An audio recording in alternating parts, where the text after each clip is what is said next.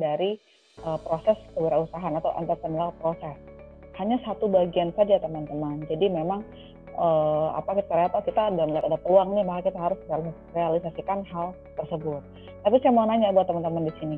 Ini ada 4 komponen nih ya, opportunity, team, resources, dan juga founder. Mana kira-kira yang paling penting dari semuanya? Kalau kita mau menjalankan sebuah venture, menjalankan sebuah bisnis. Ada yang bisa jawab nggak? Mana yang paling penting? Tim.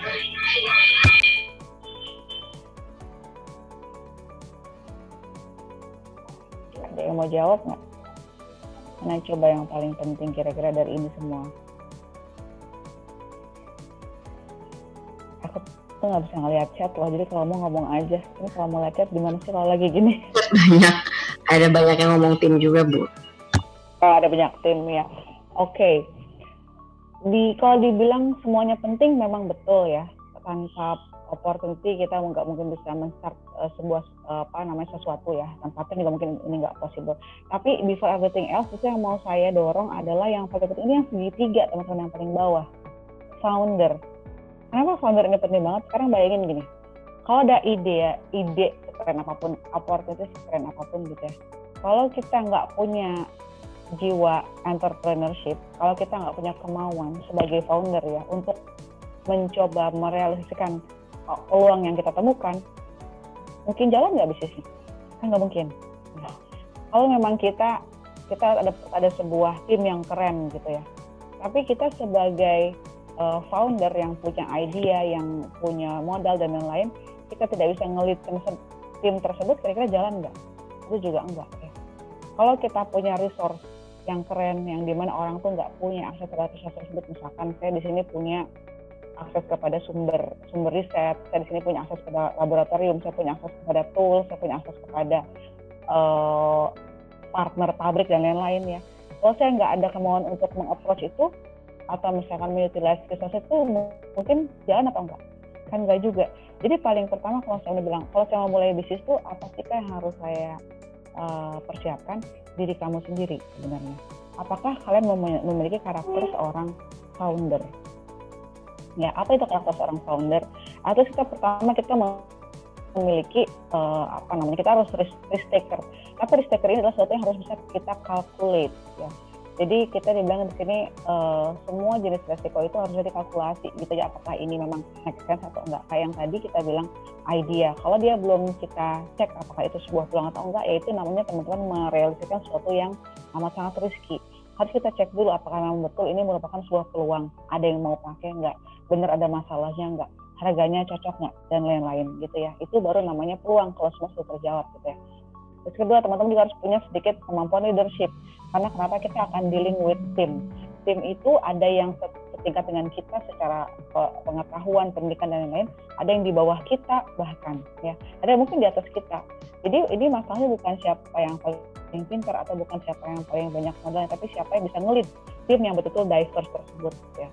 Dari sisi resources kita butuh founder dan yang merupakan leader juga yang memang bisa mengalokasikan resources tersebut. Dia harus tahu mana yang paling penting, mana yang belum penting, mana yang bisa lebih efisien, mana yang less efisien dan lain-lain. Jadi sebetulnya kita yang segitiga ini harus bisa mengorkestrasikan ketiga hal yang tadi saya bilang, opportunity, resources dan juga tim. Ya, jadi siapkan dulu diri teman-teman kalian di sini sebagai seorang foundernya gitu ya. Jadi ini dengan founder yang keren gitu ya, kita pasti bisa mendapatkan tim yang keren juga karena mereka pasti inspired ya, pasti terinspirasi oleh foundernya. Dengan founder yang keren kita bisa dan tim yang keren ya, kita bisa merealisasikan segala jenis opportunity gitu. Dengan tim dan founder yang keren, akhirnya kita pasti bisa utilize resources ya atau sumber daya seminimal mungkin. Jadi walaupun itu minimal, selama orang-orangnya pintar ya, itu pasti bisa diakalin dengan cara apapun gitu ya. Jadi yang paling penting tapi awalnya adalah siapa yang mau ngelit ini semua, siapa foundernya, siapa yang mau duluan nyalain korek apinya. Nah itu adalah yang paling utama. Jadi teman kalian sendiri gitu ya. Jadi kalian sendiri ya, baru kalian bisa mengattract teman-teman kalian untuk menjadi tim yang kuat ya. Nah jadi itu adalah yang kita bilang kalau entrepreneurship itu gimana ya, seperti itu. Jadi ini adalah proses yang harus teman-teman lalui ya. Nah, kalau kita lihat dari segi proses sendiri ya sebetulnya gimana sih, terus kalau saya udah tahu ada sebuah opportunity, ada sebuah peluang, lalu apa nih Kak Dina? Nah, kita nggak mungkin dalam sekali waktu langsung dapat satu opportunity yang betul-betul cuan lah, ini calon cuan ya, atau mungkin ini adalah yang paling potensial, belum tentu ya. Kita harus melakukan yang namanya opportunity shaping. Dengan cara apa? Nah, kalau kita lihat, oh ada 5 peluang bisnis nih kira-kira gitu ya, yang saya tahu ini pasti orang lagi butuh, saya tahu cara bikinnya gitu ya, dan saya tahu orang pasti, dan ini bisa tercover dengan harga yang mau saya kasih nih. Jadi kalau kita lihat ada 3 hal yang harus bisnis itu punya ya. Pertama itu masalah desirability, apakah memang yang kita create ini bisa menjawab sebuah masalah ya, masalah yang ada di masyarakat, masalah yang dari customer yang mau kalian fokuskan. Nah, jadi berangkatnya dari situ, gitu. Bukan dari apa yang saya bikin, tapi yang saya bikin itu apakah fit dengan masalah tertentu. Dan masalah tertentu itu apakah memang itu menyakitkan banget atau enggak, atau biasa aja. Jadi apakah ini merupakan Oke, jadi yang tadi saya mau remind aja teman-teman di sini ada dalam tahapan shaping. Jadi di shaping ini kita harus mulai bisa membentuk ya peluang, jadi berbagai jenis peluang itu mana yang mau kita pilih. Jadi mungkin teman-teman akan berpikir, saya punya 5 peluang bisnis nih, mana yang kira-kira dari 5 ini yang mau saya jalankan. Nah, itu namanya dengan melakukan opportunity shaping. Dengan cara apa? Kita bisa melakukan research. Nah, jadi kalau dibilang, Kak, kalau saya mau jadi entrepreneur itu kira-kira paling banyak tuh kegiatannya ngapain sih? Kalau saya mau bilang gitu, paling banyak itu 70% adalah melakukan research. Research jangan dibawa pusing. Jangan dipikir research itu adalah sesuatu yang harus dilakukan dengan questionnaire, harus dilakukan di dalam lab gitu ya. Enggak, simply teman-teman cuman buka Instagram, ngekepoin kira-kira target market saya tuh yang mana sih? Oh, yang A gitu ya. Terus saya lihat teman-temannya siapa aja, tiap hari dia ngapain kegiatannya gitu ya, brand yang related dengan dia apa, produk yang dia konsumsi apa, itu namanya udah research teman-teman. Jadi kita melakukan observasi. Atau simply kalau kita tahu gitu ya, oh ini adalah target konsumen saya nih, saya mau nanya-nanya beberapa hal deh mengenai produk yang mau saya bikin, itu juga namanya udah research. Jadi jangan berpikir di situ adalah sesuatu yang harus grande gitu, harus kuliah dulu, oh enggak juga gitu ya. Dengan tadi yang saya bilang, kita cuma melakukan observasi, kita ngelihat gitu ya, kita memahami aja gitu ya, kira-kira nih orang ngapain sih, sukanya apa dan lain, observasi kayak gitu, itu namanya udah research ya. Nanti pasti kelihatan, oh dari 5 peluang itu ternyata yang kira-kira paling potensial cuma 1, karena ini paling banyak orang konsumsi dan kira-kira dia butuh banget, dan kegiatan yang dilakukan berhubungan dengan yang apa yang mau saya buat ini lebih sering dilakukan perharinya dan lebih banyak marketnya, lebih besar lagi gitu ya. Nah, baru kita melakukan opportunity capturing ya, baru kita mencoba menjalankan peluang tersebut gitu. Nah, itu adalah proses entrepreneurship. Nah, apakah berakhir di situ proses research-nya? Enggak gitu ya. Nanti along the way teman-teman juga pasti berpikir, setelah kita nge-launching, orang tuh sukanya jualannya melalui channel apa ya? Mereka tuh biasanya kalau cari informasi di channel apa ya? Apakah sosial media? Apakah melalui poster, ataukah melalui komunitas dan lain-lain. Itu kita research lagi ya, mana sih yang kira-kira paling dibutuhkan gitu ya. Terus nanti later on gitu ya, teman-teman melihat lagi, kita mau menginovasi lagi produk yang mirip dengan yang kita udah bikin pertama, kita research lagi gitu ya. Terus nanti teman-teman tiba-tiba ada penurunan sales gitu di tengah-tengah tahun gitu ya, ada apa ya, ini research lagi. Jadi seperti saya bilang, never ending research. Itu yang membuat banyak yang bilang entrepreneur itu kerjanya 24 jam sehari, karena kita nggak pernah bisa berhenti berpikir. Beda kalau kayak kita kerja 8 to 5 ya. Nah, jadi itu tadi, research adalah kegiatan paling banyak dilakukan oleh seorang entrepreneur ya. Tadi saya udah ya. Jadi nanti kalau kita mau shaping tadi, lakukannya dengan cara apa? Kita bisa melakukan market research. Nah, bedanya apa? Kalau misalkan teman-teman masih dalam tahapan eksplorasi nih ya, eksplorasi sebuah ide, eksplorasi sebuah peluang gitu ya, saya sangat mendorong teman-teman melakukan riset dalam bentuk kualitatif. Kualitatif itu apa sih? Observasi. Teman-teman lihat ya, misalkan kita lagi mau ngeriset pasien yang ada di rumah sakit atau penunggu pasien yang ada di rumah sakit. Berarti gimana cara risetnya? Udah nongkrong aja di rumah sakit, liatin aja, observasi. Kalau orang yang nongkrongin orang yang sakit rumah sakit itu kegiatannya ngapain aja sih dari awal sampai akhir, masalah mereka apa sih? Nah, itu namanya dari riset, itu masuk dalam kualitatif research. Atau kita ambil langkah lebih advance, kita interview mereka, kita tanya, Bu, udah berapa lama nungguin yang sakit, siapa yang sakit, kalau tidur gimana, kalau makan gimana, dan lain-lain. Nah itu namanya interview. Jadi kenapa kalau kita menggunakan metode kualitatif, teman-teman bisa menggali, mengeksplor ya, jawaban yang keluar bisa banyak sekali, sehingga kita bisa mendapatkan banyak sekali ide-ide baru dan banyak sekali fakta-fakta baru yang teman-teman mungkin tidak dapatkan dari pemikiran teman-teman sebelumnya. Gitu ya. Itu teman-teman gunakan qualitative research.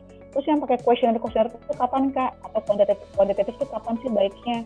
Nah itu kalau udah kita tahu kita mau bikin produk A nih. Misalkan kita mau bikin produk pengecek alat gula darah non invasif misalkan gitu ya. Kita lihat banyak pasien yang takut banget dicek gula darah gitu ya, takut banget kena jarum gitu. Maka kita mau bikin non invasif cek gula darah. Kita pengen tahu harganya tuh mendingan berapa ya. Nah kalau kita udah tahu cuma mau membandingkan harganya mendingan 100.000 atau mendingan 110.000 ya. Nah kalau kita mau warnanya mendingan biru atau mendingan merah ya, kotaknya mendingan dari kardus atau mendingan dari plastik ya. Nah kita mau ngebandingin dua hal seperti itu, nah baru teman-teman menggunakan questionnaire ya. Jadi kita hanya pengen tahu membandingkan sesuatu yang sudah kita mau create, cuma kita masih bingung mana yang lebih baik daripada yang mana. Nah itu baru menggunakan quantitative research ya. Nah, jadi itu caranya teman-teman. Baru nanti kita kalau kita tahu ternyata orang lebih suka merah, lebih suka plastik, lebih suka harganya segini, dan kita lebih suka dijualnya via apa, baru kita launching bisnisnya, baru kita melakukan opportunity capturing. Nah itu adalah sebuah proses entrepreneurship ya. Nah sekarang kita masuk ke dalam innovation, kita naikin lagi levelnya teman-teman. Apa itu ya innovation? Nah babehnya ya, kita bilangnya babehnya, bapaknya innovation itu namanya Clayton Christensen yang baru meninggal sebenarnya tahun lalu gitu ya.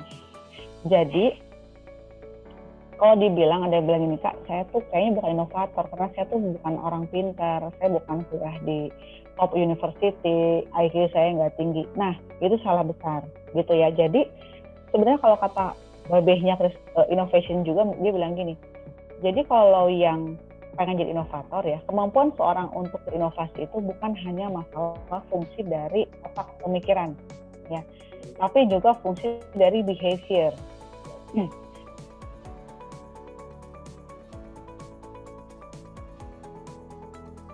Itu yang bisa buat teman-teman menjadi sebuah inovator gitu ya. Kalau misalkan dia itu pintar gitu ya, tapi dia tidak punya keinginan untuk ngulik, dia nggak punya rasa penasaran ya, dan dia tidak membiasakan diri untuk merubah sesuatu gitu ya, dia akan tetap menjadi orang pintar yang buat dirinya sendiri, dan dia tidak akan mengkreat sesuatu. Bedanya kalau ada orang yang nggak pintar amat, tapi dia tuh pengen tahunya tinggi, dia lebih pengen ngulik ya, dan dia selalu berusaha untuk solving problem dan lain-lain. Nah itu yang lebih kita butuhkan untuk menjadi sebuah karakter innovator. Nah jadi nggak usah berkecil hati kalau saya tuh kayaknya nggak masuk ITB, saya bukan inovator, nggak juga gitu ya. Yang penting percuma kalau pintar tapi kalian nggak ngapa-ngapain. So ini adalah function dari behavior yang saya bilang di sini ya, yang penting untuk menjadi seorang innovator. Nah kalau kita lihat apa itu innovation ya? Innovation itu adalah lebih kepada looking at people and seeing things from their viewpoint, bukan dari diri kita. Jadi memang sih kita bilang Albert Einstein itu innovator, iya.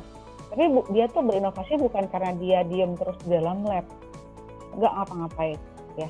Dia ngelihat keluar, wah nih repot ya, kita seumur hidup harus pakai lilin gini ya gitu ya. So misalkan dia ngeliat keluar, ada orang tuh repotnya masalah apa nih ya. Jadi dia melihat gitu ada kebutuhan yang sebenarnya ada suatu masalah gitu ya di luar sana gitu. Nah jadi dari masalah itu baru dia gimana ya caranya biar nggak gitu ya. Jadi kalau misalkan kita lihat orang kan banyak taunya Thomas Alva Edison, apakah dia seorang innovator? Betul, dia inventor yang juga innovator gitu ya. Nah tapi dia juga nemuin lampu. Kenapa tiba-tiba dia nemuin lampu? Karena dia melihat, wah repot nih orang-orangnya kalau misalkan dia mau apa-apa harus nyalain lilin, harus nyalain obor dan lain-lain kayak gitu ya. Susah nih, kita harus nemuin sesuatu yang bisa nyala sendiri dan lain-lain. Makanya dia mencari sesuatu untuk bisa menyala, membantu orang menerangkan sesuatu ya, penerangan lah dan lain-lain. Maka keluar lampu. Jadi kita berinovasi itu karena kita melihat ada masalah. Kita harus melihat dari viewpoint-nya konsumen kita dulu, masalahnya apa gitu ya. Nah itu yang perlu teman-teman pikirkan nih at first place. Bukan dari apa yang mau kita bikin. Gitu. Itu pengen bikin ini ya, bukan nggak kayak gitu kalau innovation ya. Nah jadi ini adalah business affair. Jadi bukan hanya masalah gue adalah penemu A, gue adalah penemu B. Oke, btw saya di sini bersih ya. Teman-teman tetap jelas kan suaranya? Kedengaran jelas masih Bu Dina? Jelas ya masih ya. Nah jadi apa bedanya, nanti saya akan jelaskan mengenai apa bedanya invention dengan innovation. Kalau innovation itu lebih kepada business affair. Jadi bukan hanya masalah saya adalah penemu dan saya punya paten 100. Saya punya paten 100 buat apa kalau itu cuma jadi masuk copyright buat kita gitu ya. Atau masuk biaya paten buat kita buat apa kayak gitu ya. Tapi kalau kita punya 100 paten dan semua betul-betul bisa kita komersialisasikan, itu merupakan pemasukan buat kita dan menjadi sebuah bisnis yang jangka panjang. Itu adalah warisan buat anak cucu kita. Jadi innovation itu bukan hanya sekedar menemukan, tapi juga merupakan komersialisasi dari sebuah idea. Jadi yang teman-teman bikin yang keren-keren itu harus benar-benar bisa dijual, beneran harus bisa ada yang konsumsi, dipasarkan dan lain-lain. Ya, jadi bukan hanya masalah menemukan, ya, tapi beneran ada yang mau pakai nggak dan lain-lain. Kenapa seperti ini ya? Karena inovasi itu penting karena ini yang akan kalian hadapi over time. Kita bisa jadi penemu satu hal, ya, tapi tiba-tiba tahun depan itu udah bukan suatu pertemuan yang ajaib lagi. Ya, karena semua berubah setiap tahunnya, bukan hanya teknologi ya. Yang paling dasar adalah kenapa? Karena personal values orang itu berubah. Business values itu berubah juga gitu ya. Kalau kita lihat dulu itu value bisnis itu adalah di mana orang yang punya banyak aset. Sekarang ternyata berubah gitu ya. Personal value dulu orang tuh sangat menghargai sesuatu yang berbentuk tangible.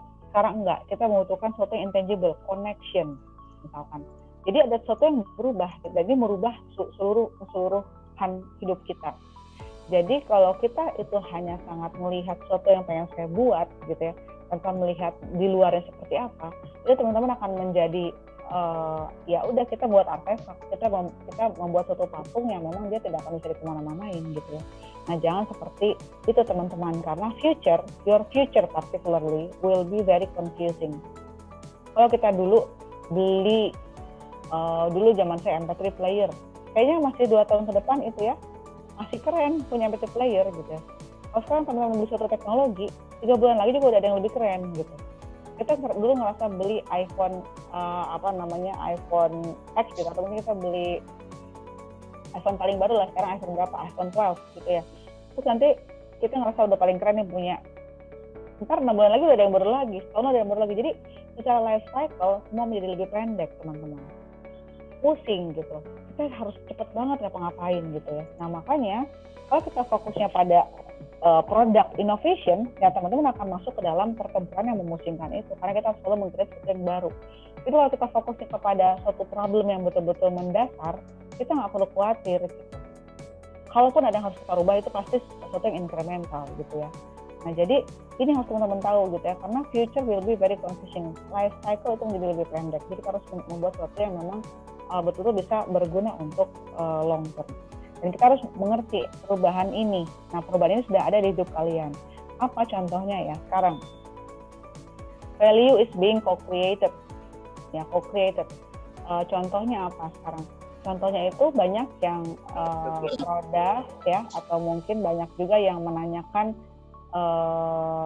melakukan polling di situ ya, atau mungkin kita mau meng-create sesuatu, kita kolaborasi gitu ya. Terus ada yang bahkan kalau kalian itu PNG ya, terus juga banyak dia bikin program yang connect and develop ya, di mana dia mau melakukan open innovation. Dia kalau mau meng-create produk, dia memanggil seluruh inovator di seluruh dunia. Kalau lo punya ide, submit dong, nanti kita beli idenya. Udah seperti itu perusahaan. Karena menurut dia siapa tahu ada penemuan yang lebih canggih ya di luar sana yang ternyata lebih keren daripada penemuan yang kita lakukan sendiri di dalam lab gitu. Jadi sekarang value itu udah being co-created gitu ya. Jadi kita mengajak konsumen kita untuk ikut berkontribusi membuat produk yang memang diinginkan oleh mereka gitu. Nah terus sekarang yang kedua yang berubah dari segi value adalah kita dari ownership ini masuk ke menjadi akses. Jadi kalau zaman dulu ya punya mobil gitu ya, itu tuh udah kayak harus banget gitu ya. Kalau sekarang teman-teman walaupun kita nggak punya mobil juga nggak ngerasa miskin-miskin amat gitu ya, saya tetap bisa naik mobil. Kenapa? Karena ada Gokar, karena ada GrabCar ya. Jadi yang kita butuhkan bukan mobilnya, tapi akses untuk naik mobil. Dan rasanya seperti mobil pribadi. Kalau teman-teman naik angkot kan beda ya. Kalau teman-teman naik taksi kan masih warnanya biru gitu ya. Tapi kalau kita naik Gokar kan kesannya itu kayak mobil babeh kita. Tinggal duduk depan aja gitu kan ya. Jadi kayak rasa mobil sendiri. Jadi kita udah nggak perlu memiliki gitu ya. Saya nggak perlu beli mobil karena apa ada Gokar gitu ya. Jadi yang penting adalah aksesnya gampang tuh untuk dapat mobil kayak gitu kan. Nah terus yang ketiga, monetary value sekarang menjadi social value. Kenapa? Sekarang karena kita lebih peduli juga apa meaningnya buat kita, bukan hanya masalah uang. Kalau emang kalian itu lebih memberikan meaning yang lebih baik lagi buat kita, bahkan kita bisa membayar lebih mahal. Seperti itu teman-temannya. Dan teknologi democratizing society. Contohnya apa? Jadi kalau misalkan teman-teman yang protes nih, nggak setuju dengan suatu hal, tinggal nge-tweet. Kalau sekarang tuh kita ngomong sama Pak Jokowi juga tinggal nge-tweet. Jadi dengan adanya Twitter, Instagram, dan segala macam, ada sekarang Clubhouse ya, sosial media platform ya, itu kan membuat semua orang bisa dengan vokal gitu ya, mengutarakan ketidaksetujuan dia dan lain-lain gitu. Jadi teknologi membuat demokrasi menjadi lebih tinggi lagi gitu. Jadi semua orang bisa bicara sesuka dia.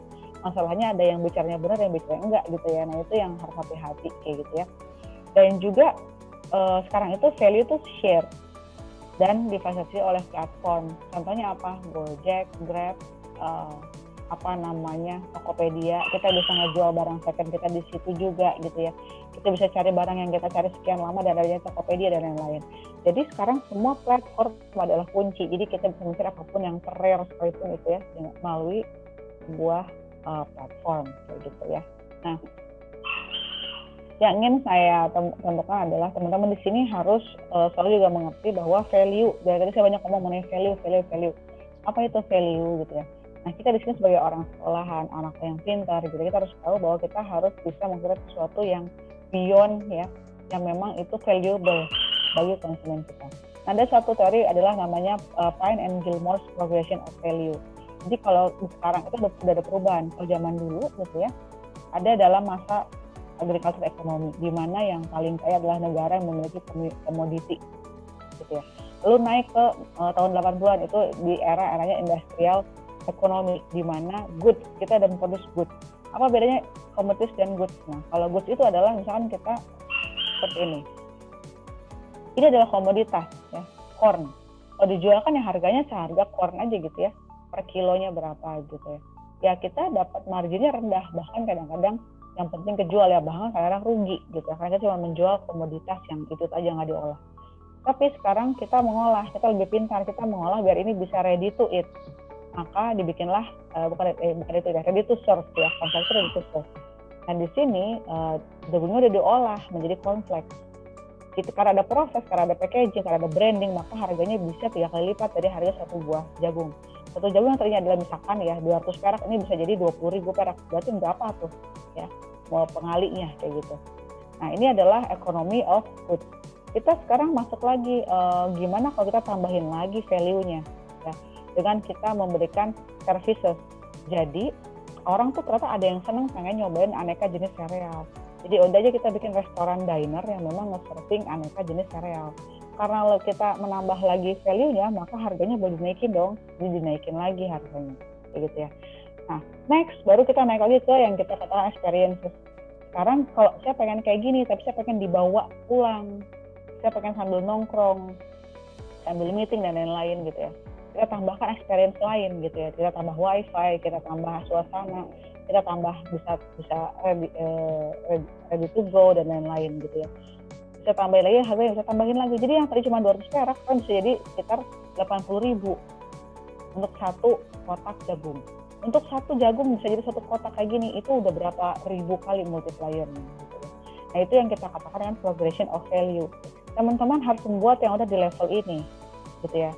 bukan di level ini lagi yang kita pikirkan gitu. Jadi gimana caranya apa yang kita create itu value-nya bisa multiply dari raw materialnya, dengan menambahkan proses, menambahkan service, menambahkan experience dalam sebuah produk gitu ya, dalam sebuah inventor yang kalian inovasi yang kalian temukan seperti itu. Nah, masalahnya gini ya, invention itu belum tentu innovation, itu yang mau saya katakan gitu ya. Jadi kalau kita bilang most innovative term tahun 2014 adalah ini, Apple, Google, Tesla, Microsoft dan lain-lain gitu ya. Highest R&D spend boleh dilihat sama nggak dengan most inovatifnya? Beda ya. Apalagi most patent granted lebih beda lagi gitu. Jadi ternyata di sini belum tentu gitu ya, paten ya dan cost of R&D bisa menentukan kita adalah the most innovative company. Inovatif means apa yang kita buat itu dikonsumsi juga oleh masyarakat. Jadi kalau dibilang the most, apa yang dibuat itu mostly dikonsum. Gitu. Berarti apa yang kita temukan itu memang tidak wasted karena orang pasti mengkonsumsinya.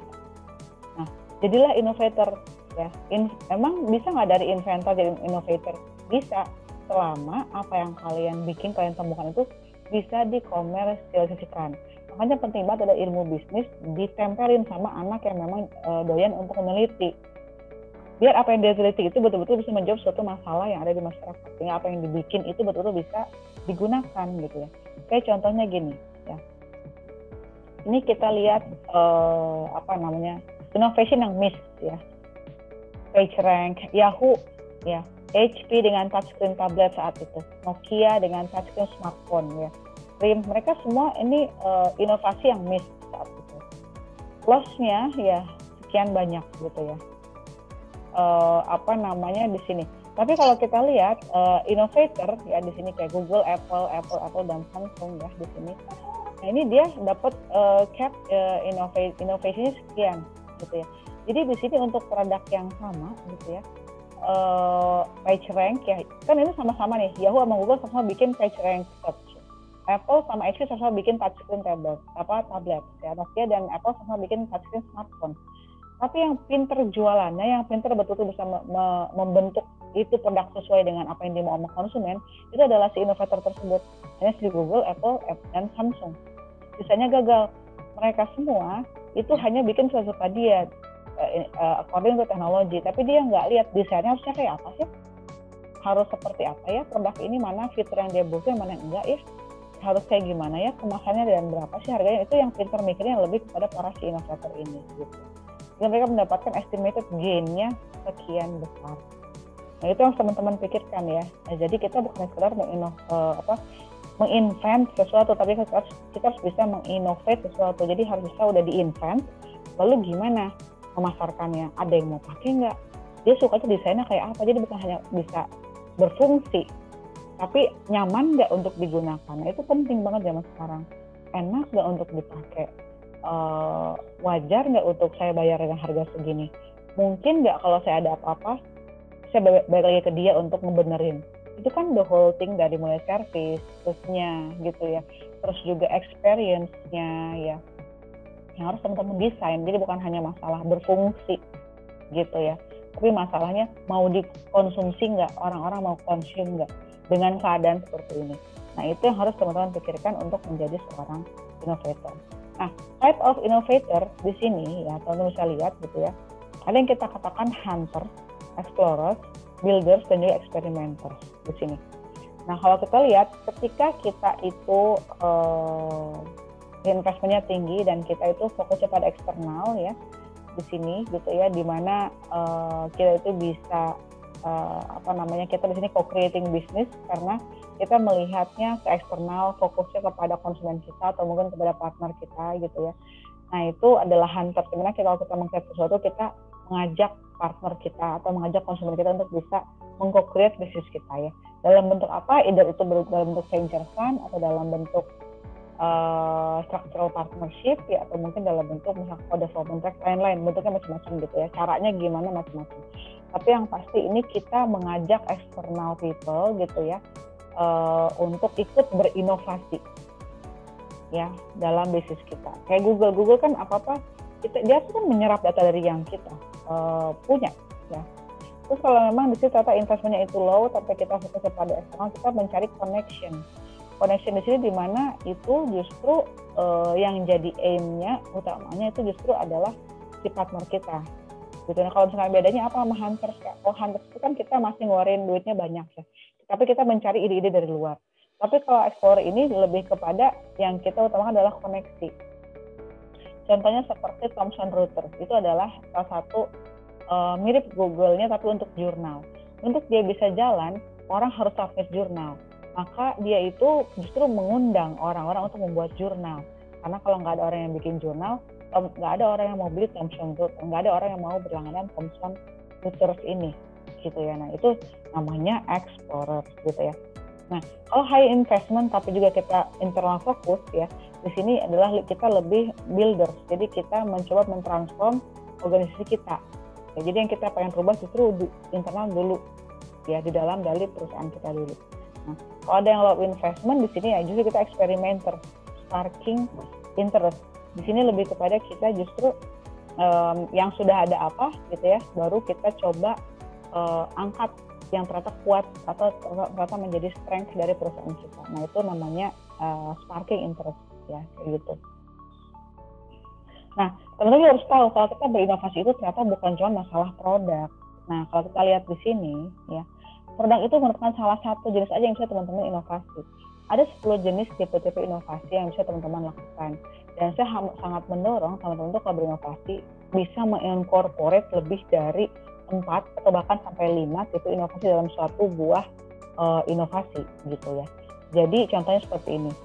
Kalau kita lihat dari sisi gampangnya saya yang teman-teman pakai setiap hari. Misalkan kita pakai sepatu Nike lah, teman-teman di sini suka olahraga kan ya. Kita Nike running, sepatu Nike untuk running.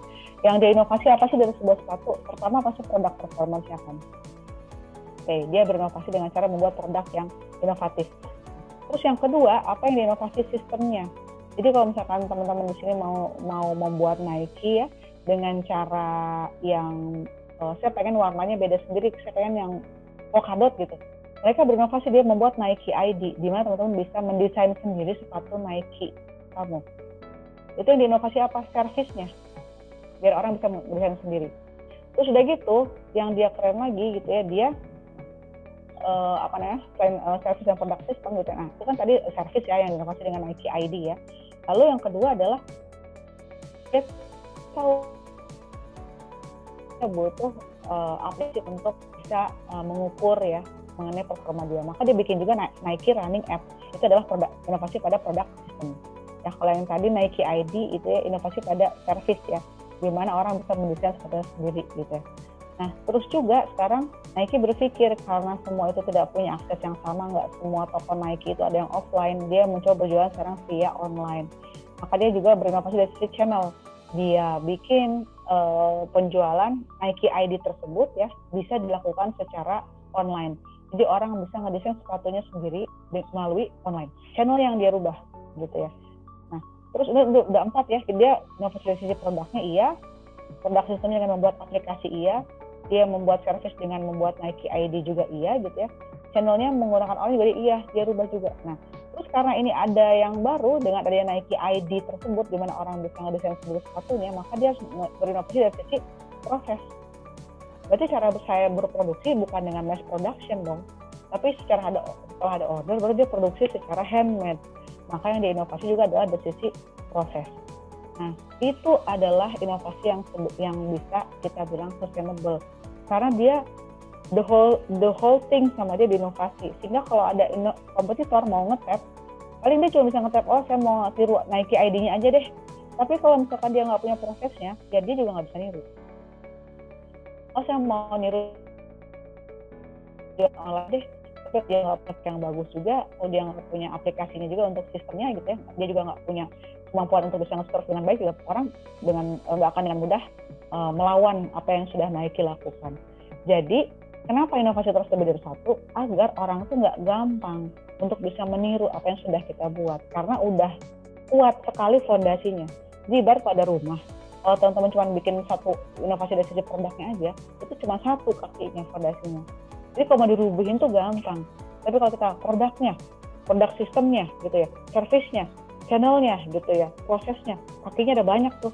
Orang ngomong ngerubuhin juga nggak gampang kayak gitu. Jadi itu adalah logika inovasi itu kalau bisa banyak, bukan cuman berpikir pada produknya aja harus. Gak penting kalau ternyata kita nggak bisa deliver itu semua dengan tambahan inovasi lainnya, gitu ya. Nah jadi kalau kita lihat di sini gitu ya, top innovator ya itu pasti dia yang lebih dari 5 tipe pakai tipe inovasi. Jadi kayak tadi Nike proses dia inovasi dari sisi produk iya, ini iya, ya sistem iya, service iya, channel iya, proses iya, bahkan brand juga dia iya, cara dia engage juga iya. Nike itu seperti itu, makanya dia masuk di yang sini ya. Ini kan stock price, harga saham ya. Semakin dia banyak tipe inovasinya ya, semakin tinggi harga sahamnya dia, berarti semakin kompetitif perusahaan tersebut ya. Jadi yang kita cari tuh inovasi itu apa sih di tengah, teman-teman. Bukan hanya berpikir masalah teknologi, bukan, tapi juga teknologi yang harus teman-teman pikirkan bagaimana teknologi itu bisa visible, bisa kita gunakan, bisa berjalan, plus apakah yang kita buat itu bisa meng-cater kebutuhan dan juga keinginan dari konsumen kita, dan apakah secara bisnis dia viable, dia sustainable, dan dia bisa scalable. Nah itu yang dikatakan dengan innovation di tengah ini, teman-teman. Ya, jadi bukan hanya masalah kerennya teknologi, enggak. Percuma kalau dia enggak diinginkan oleh orang, percuma kalau itu tidak viable dari segi bisnisnya. Ya, jadi itu yang harus kita mencari, ya, yang di tengah itu ya, yang titik yang biru tersebut ya. Nah jadi ini kalau kita mau jadi seorang entrepreneur ya, from zero to entrepreneur ya, pertama kita harus hack things. Ya, kita harus check visibility, kita make something. Saya yakin teman-teman di sini sebagai inovator muda pasti kita bisa hack things. Kenapa sih gitu ya? Kenapa sih? Pasti kan semua muncul dari kekesalan gitu. Kenapa sih repot banget ngasih makan ikan sehari harus 5 kali? Sebel deh. Terus saya pengennya ngasih makan ikan tuh dari aplikasi. Keluarlah e-fishery. We have to hack things. Kita nge-hack gimana cara ngasih makan ikan. Itu hack things. Nah itu namanya visibility. Kedua, baru kita hack problems. Bener nggak ya ada problemnya yang sama kayak saya? Ada nggak orang-orang lain yang sebel juga kalau disuruh kasih makan sehari 5 kali gitu ya? Oh ternyata ada. Nah berarti itu adalah kita emang ada problem yang kita hack. Ya, itu adalah yang dari sisi desirability. Memang banyak ternyata orang yang sebel juga harus kasih makan tuh bolak-balik ke kolam gitu ya, mana jauh dan lain-lain gitu, nggak ada sinyal dan lain-lain kayak gitu misalnya. Nah baru kalau jadi entrepreneur itu ya kita harus hack opportunity. Yang ketiganya adalah viability. Kalau saya bikin alat yang kayak gini, ini orang mau bayar nggak ya? Kalau mau bayarnya berapa ya? Kalau dijual lewat apa ya? Siapa yang harus saya tawarin ya biar ini? Siapa yang jadi partner saya kalau saya mau jualan produk ini? Dan lain-lain. Nah itu adalah entrepreneur. So from innovator to entrepreneur, you have to add viability. Kalian harus menambah viability dari sisi tadi bisnisnya. Ya, dari sisi bisnisnya. Seperti itu ya. Nah jadi kita benahi lagi nih definisi innovation kita. The essence of economic activity is the commitment, ya. Commitment of present resources to future expectation, ya. Dan ini juga by means to uncertainty dan risk. Jadi, kalau misalnya kita bilang kita keren, belum tentu kita tidak akan tertimpa masalah, pasti akan ada juga karena kita selalu yang kita hadapi adalah resiko dan ketidakpastian. Jadi innovation adalah satu proses yang in circle, tidak akan pernah berakhir. Kalau kita udah bikin satu produk, apalagi yang harus kita benerin ya? Apa fitur yang harus ditambah ya? Bikin apa lagi ya? Nah itu emang never ending proses ya. Nah jadi kalau kita lihat 7 sources of innovation itu apa saja ya? Jadi kalau di sini kita melihat ada yang namanya unexpected ya, dimana ada sesuatu yang changing pattern ya, terus juga misalkan kayak fenomena yang ternyata terjadi gitu, kayak misalkan kayak sekarang gitu, oh dengan adanya COVID ada yang berubah nih, itu kan nggak pernah kita expect. Atau incongruities. Nah di sini biasanya suka suka terdisguise tuh, suka tersamarkan ya, jadi satu hal-hal yang memang kadang-kadang kita nggak bisa sadari gitu.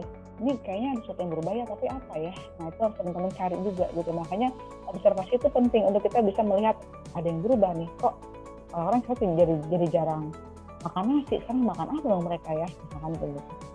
ada proses nih, misalkan ada missing link. Ini ada yang salah nih, jadi nggak efektif nih. Ada yang harusnya gitu tapi hilang nih, atau misalkan gimana gitu. Nah, missing link itu adalah sumber dari inovasi. Atau ada perubahan market structure. Ya, misalkan, oh sekarang kok jadi ada platform ya. Kalau misalkan sekarang ada yang, misalkan Tani Hub, berarti nggak akan ada lagi nggak akan ada lagi maklar dong ya yang jualin produk-produk pertanian, karena kan semua orang udah bisa beli langsung dari lahan. Nah, ada perubahan market structure di sini. Demografi, oh ternyata sekarang Indonesia itu banyakannya yang anak muda, berarti produk-produk yang kita bikin harus fit sama mereka. Itu adalah sumber inovasi. Perubahan persepsi, meaning dan mood. Oh ternyata orang-orang sekarang kalau pergi senangnya tempat terbuka ya. Sekarang orang-orang tuh menjadi parnoan ya, karena udah gak adanya COVID. Orang-orang juga lebih betah di rumah ya, karena ternyata sekarang WFH, berarti orang-orang pasti pengen ngebar dari rumah dia, orang-orang jadi lebih pengen makan di rumah dan lain-lain. Itu namanya changes in perception, meaning dan mood. Itu namanya source of innovation juga, sumber dari inspirasi yang bisa teman-teman tangkap ya. Atau new knowledge, oh ada ilmu baru nih mengenai cryptocurrencies misalkan gitu. Apa ya itu ya, peluang apa yang bisa saya ambil dari situ ya. Nah itu adalah sumber dari inovasi juga. Nah ini adalah 7 hal yang teman-teman bisa cari ya. Kalau misalkan teman-teman mentok, gimana cara saya berinovasi ya. Nah cari dari 7 ini ada yang berubah nggak gitu. Ada yang bisa kita ambil nggak sebagai dasar untuk kita melakukan sebuah inovasi ya. Nah itu. Nah ini terakhir, do's and don'ts of innovation ya. Yang pertama kita harus cari source of inovatif opportunity. Jadi yang 7 ini bisa teman-teman gunakan ya. Source of innovative opportunity ya. Teman-teman cari apa sumbernya, masalah yang mana yang mau kita cari, apakah dari incongruities, apakah dari perubahan market structure, apakah dari perubahan demografi, atau mau yang mana yang mau teman-teman jadikan dasar dalam kita melakukan inovasi gitu ya. Lalu kita dengarkan market tuh perlunya apa, berarti itu masuk dalam hal simplicity tadi. Jangan kita ngerasa pintar ya, jadi kita nggak mendengar apa kata konsumen, itu jangan banget gitu ya. Atau kita nggak dengar apa kata kompetitor, kita nggak dengar apa kata dosen kita atau mungkin kata mentor kita, tuh jangan juga. Nah, yang kedua, don't aim at the whole market. Jadi kalau kita bilang, kamu buat siapa ini? Buat semuanya. Nggak bisa.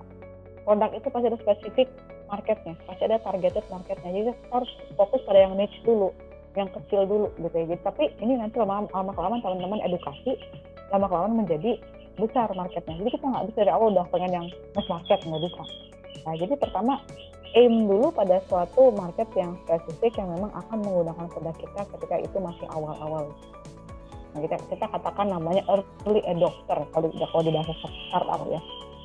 Nah, lalu jangan innovate for the present, udah telat teman-teman. Kita innovate for the future. Ya, ini ada problem dan problem ini akan ada terus sampai masa depan kalau kita tidak mensolusikan hal tersebut. Nah itu yang kita cari gitu ya. Ada saat ini tapi ini akan tetap ada sampai masa yang akan datang. Nah kira-kira seperti itu teman-teman yang bisa saya sampaikan hari ini gitu ya. Yang pasti intinya ini adalah untuk menyemangati teman-teman ya, mulai untuk meng-create sesuatu yang lebih make sense ya, dan juga lebih bisa valuable lah ya buat teman-teman sebagai pelakunya dan juga dari sisi konsumen ya sebagai mengkonsumsi produk yang mau kita beli. Itu mungkin yang bisa saya sampaikan Mas moderator. Iya, Bu Dina, terima kasih telah memberikan paparan mengenai bagaimana menjadi seorang inovator dan entrepreneur. Kita masuk di sesi pertanyaan ya Bu Dina, ada beberapa pertanyaan yang sudah masuk nih di kita. Ini lebih kepada mereka itu peserta ini beberapa mereka punya sebuah ide, udah pengen gitu untuk merealisasikan ide tersebut, cuman keberaniannya itu untuk speak up atau merealisasikannya itu kadang mereka masih tertahan di situ. Nah, itu kiat-kiatnya seperti apa sih Mbak Dina? Kalau keberanian ya, kiat-kiatnya nggak ada kiat lain selain nyemplung aja sih sebenarnya. Cuman gini, teman-teman coba kalkulasikan resiko ya. Apa sih yang bikin takut? Gitu ya dulu. Apa sih yang bikin takut? Karena kita nggak tahu. Kalau teman-teman takut nyemplung ke laut, kenapa takut? Karena kita nggak lihat dasarnya. Simply kayak gitu kan, secara filosofikal. Biar kita tahu gimana, di riset dong. Tanya ke konsumen, benar nggak butuh ini, ada nggak masalah itu gitu ya. kita tanya, kita ada nggak yang bikin produk yang serupa, berhasil nggak dia. Nah kalau saya gini, kalau teman-teman ngeriset ada kompetitor, itu bukan jadi takut ya, malah oh berarti ada yang pernah ngerjain hal serupa. Takut kalau ternyata kompetitornya udah gede banget, itu takut ya, ngapain gue bikin lagi, dia udah gede, dia udah besar pasarnya gitu ya, itu boleh takut. Tapi kalau ada kompetitor masih dikit-dikit ya, oh saya masih ada peluang nih, dan dia udah duluan ngerjain, dan dia baru launching, saya bisa bikin nih, mumpung masih baru, sehingga saya bisa nge-follow apa yang dia lakukan. Kenapa? Jadi resiko-resiko awal itu ada pada si kompetitor kita. Kita cuma ikut aja. Contohnya kayak si Grab. Grab nggak pernah masuk suatu kota baru sebelum Gojek masuk. Kenapa dia gini aja, biarin dulu deh si Gojek dengan semua drama-dramanya. Ada drama-drama ojolnya, drama-drama apanya, ditolaknya segala macam. Pas udah reda, baru Grab masuk diam-diam. Nggak pakai launching, nggak pakai apa.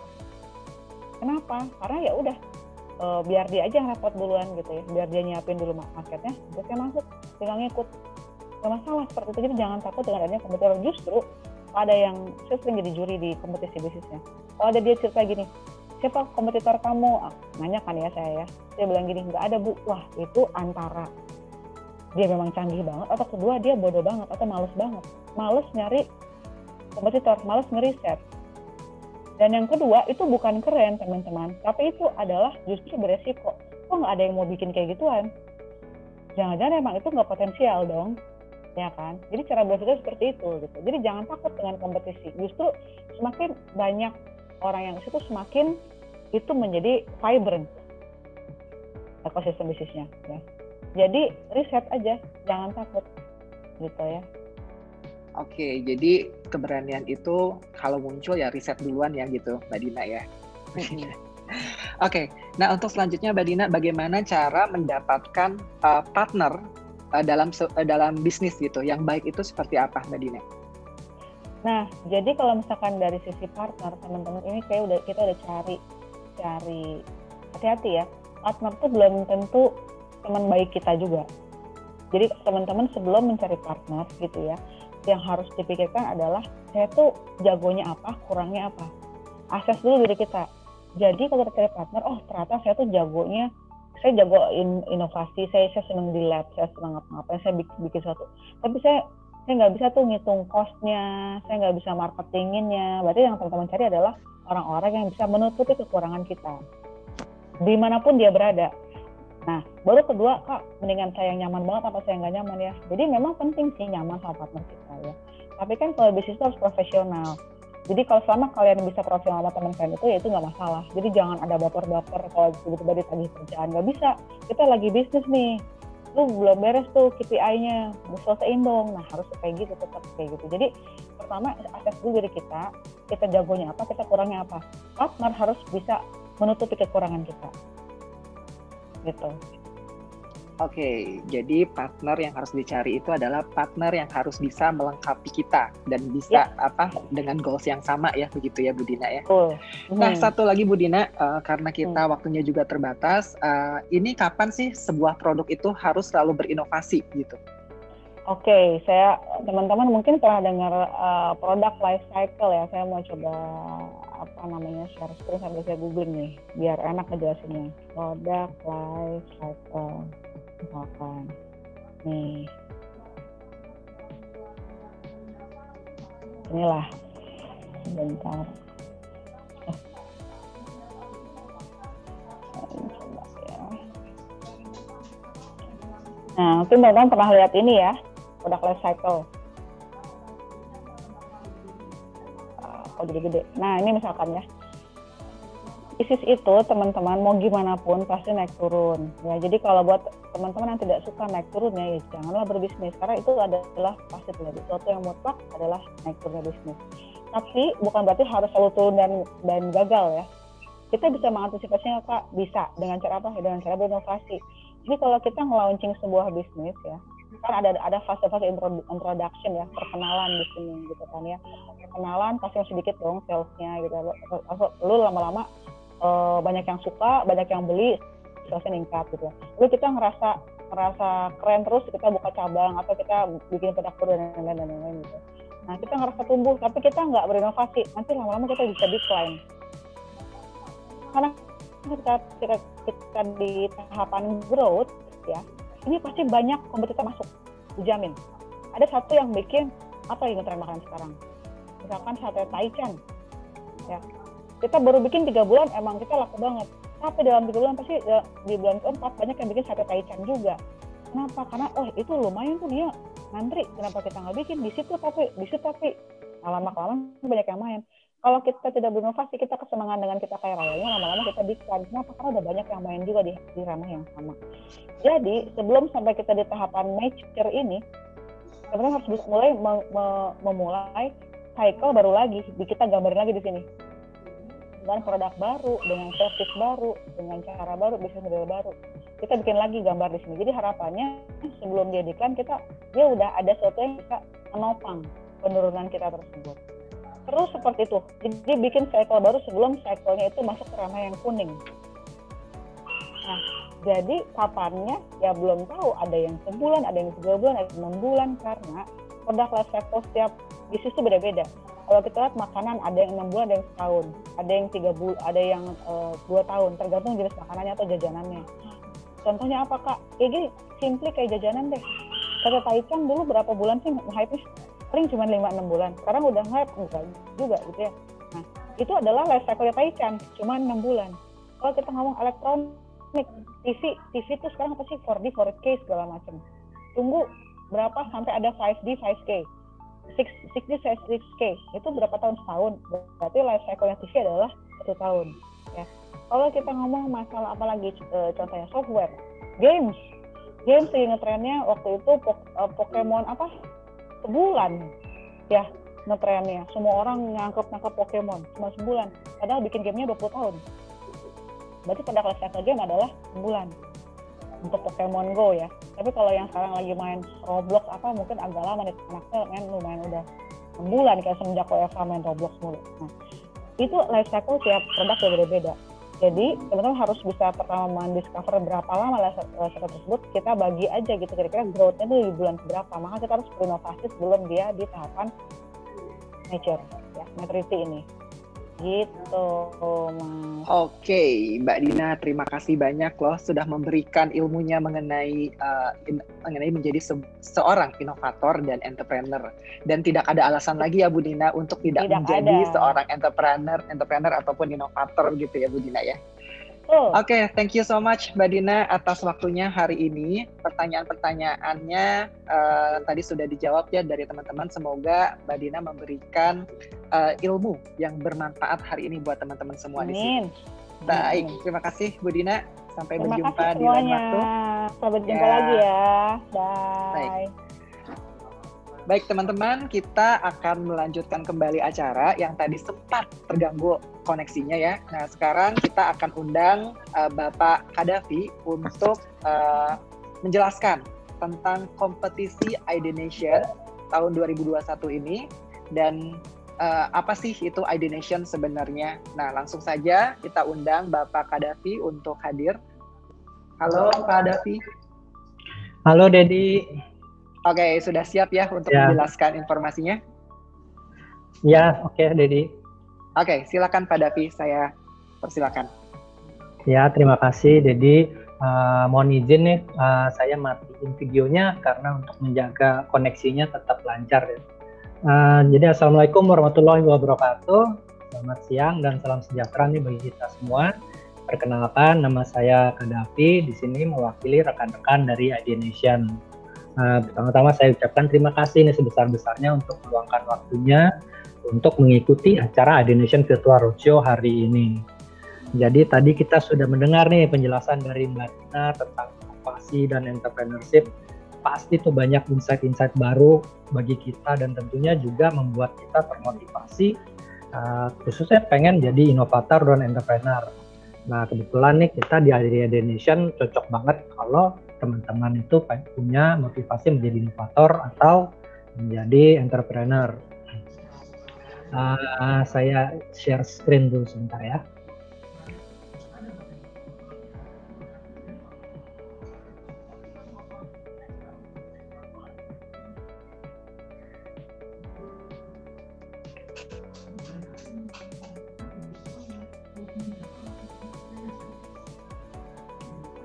Oke, sudah kelihatan ya?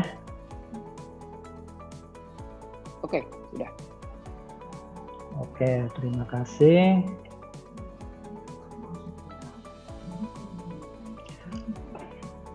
Oke, pertama saya nih dalam kesempatan ini pengen memberikan penjelasan singkat nih tentang apa itu Adenation dan tentunya juga program-program apa aja yang akan kita adakan di tahun 2021 ini. Pertama, Adenation itu sendiri itu adalah sebuah platform inovasi di mana tujuan kita itu untuk menampung dan juga menstimulasi inovasi atau kreativitas dari anak muda Indonesia. Di sini Adenation juga berkomitmen untuk membantu agar inovasi tersebut itu bisa terwujud dan tentunya bisa memberikan dampak yang positif bagi negara Indonesia ini. Nah, untuk tahun 2021 ini secara garis besar Adenation itu mempunyai 4 program utama yang akan kita jalankan. Jadi pertama itu kita mempunyai roadshow yang kita lakukan hari ini. Dimana tujuannya sendiri itu kita pengen menyebarkan informasi tentang Adenation itu seluas-luasnya, terutama bagi para calon-calon inovator muda Indonesia. Dan di sini juga kita sangat welcome untuk peserta-peserta dari daerah. Kalau nggak salah nih hari ini kita sudah mengundang teman-teman dari Sumatera, Kalimantan, dan Sulawesi. Dan itu akan kita sangat tunggu nih partisipasinya. Untuk yang kedua, kita mempunyai annual competition atau kompetisi tahunan Adenation, di mana kita itu mengajak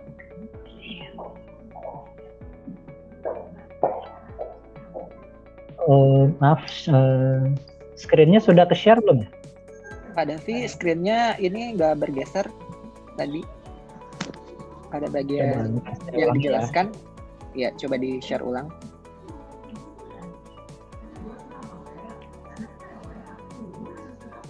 Sudah ya, keluar? Oke.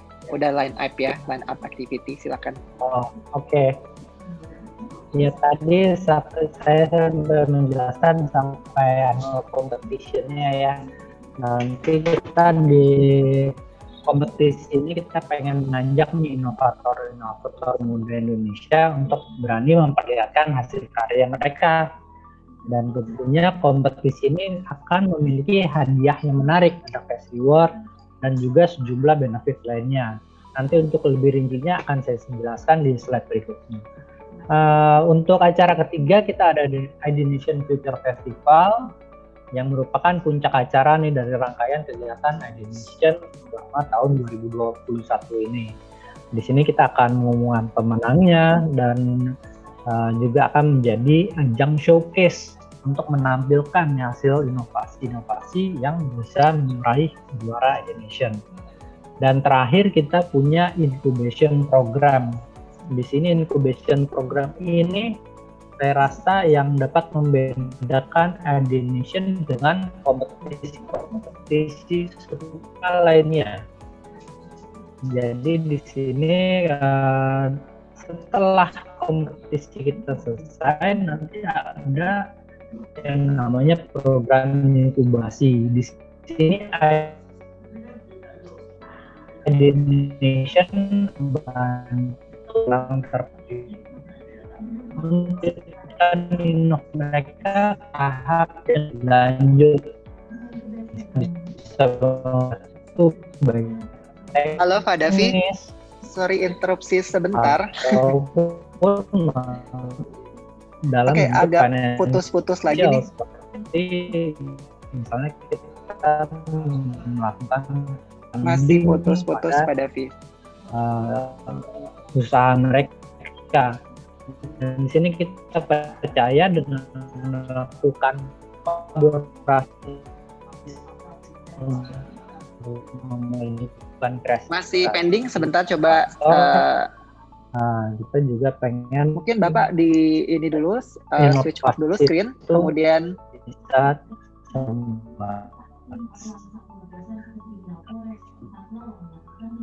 Oke. Selanjutnya saya ingin menjelaskan tentang kompetisi. Ya, gimana Pak Dedi? Pak Davi lanjutkan, saya nanti akan coba share dari host ya. Apa sudah lancar suaranya? Masih putus-putus. Oke. Materinya ada di Kalau sekarang gimana? Jadi masih terputus ya Pak Davi, masih putus-putus.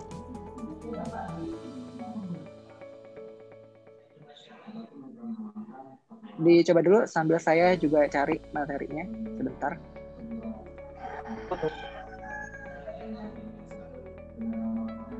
Oke.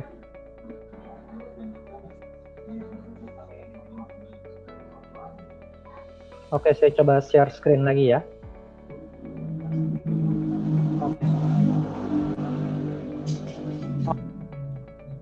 Pak Davi, halo.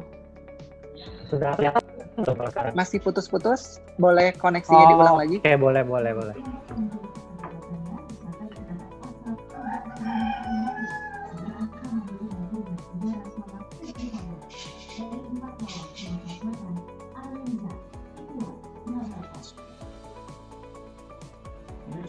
Oke, mohon ditunggu sebentar ya teman-teman. Iya, apa? Saya coba share lagi.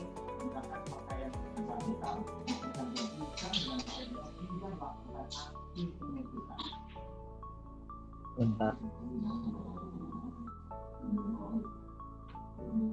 Peristiwa penutupan PLT Kepala Dinas Pariwisata dan Rekreasi DKI Jakarta dinilai Tasikmalaya lepas kamera tinggi. Dalam video yang berdurasi 1 menit 30 menit, korban terlihat melakukan penjelasan Baik. Mohon ditunggu sebentar ya teman-teman. Mohon maaf atas kendala teknisnya.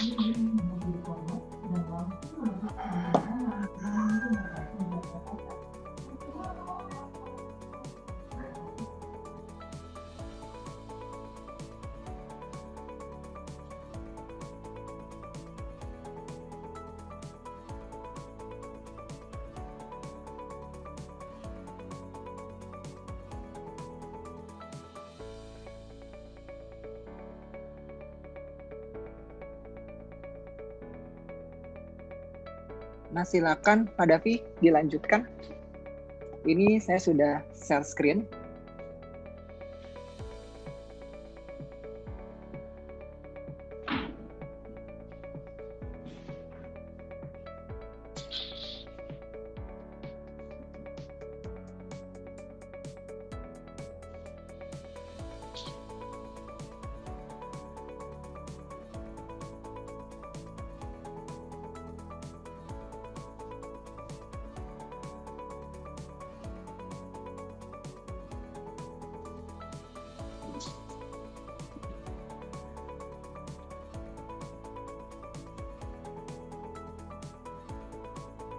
Oke, Pak Davi pindah ke saya di host aja. Silakan Pak Davi lanjutkan.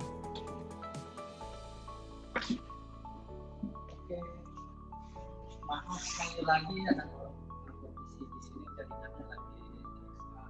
Saya lanjutkan nih mau menjelaskan tentang sampai competition program dan selanjutnya ada kategori-kategori dari annual competition.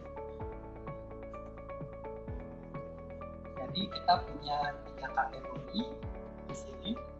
Pertama adalah Green Daily Life Solution, di mana di sini lebih bisa membahas tentang macam-macam produk-produk yang bisa menyelesaikan masalah kita sehari-hari.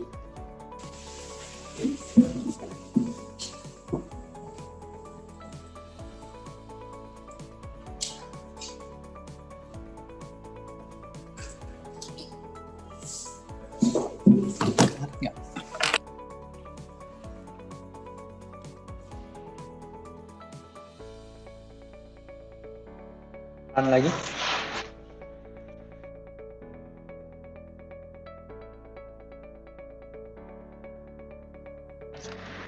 Oke, kita lanjutkan untuk kategori-kategori dari annual competition kita. Pertama ada Green Daily Life Solution.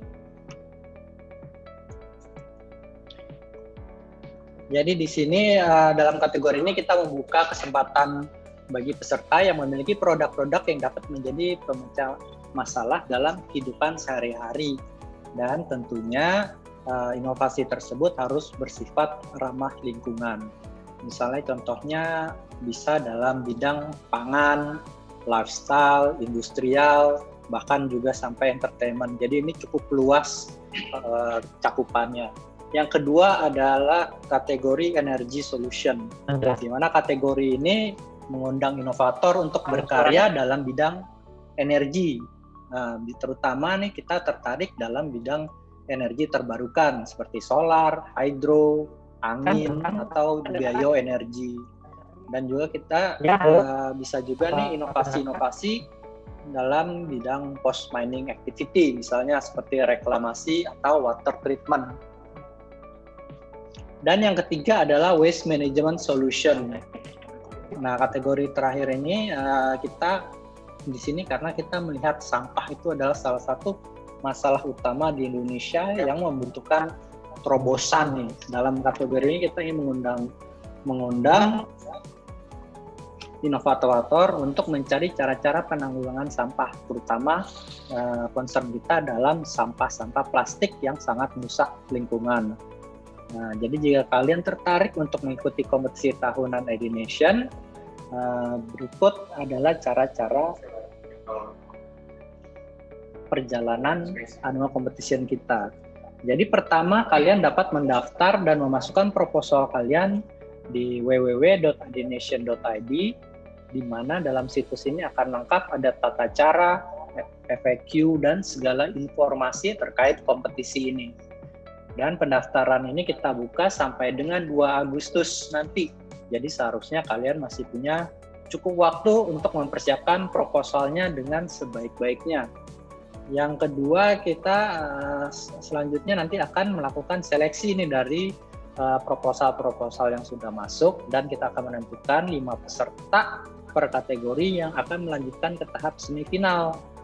Dan setelah itu kita akan lanjut di mana kita akan memilih 3 finalis lagi yang akan diuji di acara final Idnation.